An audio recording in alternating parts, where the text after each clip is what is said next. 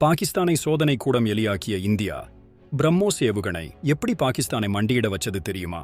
India Pakistan மோதல் சமீபத்துல உலகையே உலுக்கியது. ஏப்ரல் 22ஆம் தேதி பாகிஸ்தான் ஆதரவு பயங்கரவாதிகள் காஷ்மீர்ல பஹல்காம் தாக்குதல் நடத்தினாங்க. 26 பேர் உயிரிழந்தாங்க.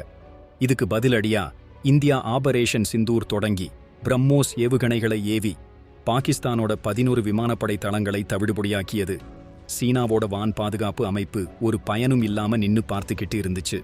அண்ணே, இந்த பிரம்மோஸ் ஏவுகணை எப்படி இவ்வளவு பவர்னு கேக்குறீங்களா? மாக் 3 வேகத்துல ஒலியோட 3 மடங்கு வேகமா பறந்து 400 கிலோமீட்டர் தொலைவு வரைக்கும் துல்லியமா இலக்கை தாக்கும்.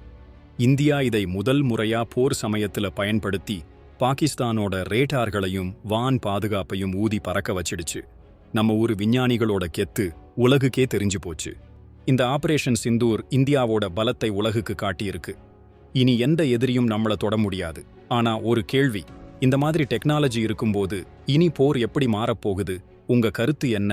கமெண்ட் பண்ணுங்க, ஷேர் பண்ணுங்க, நம்ம பெருமையை உலகுக்கு சொல்லுங்க.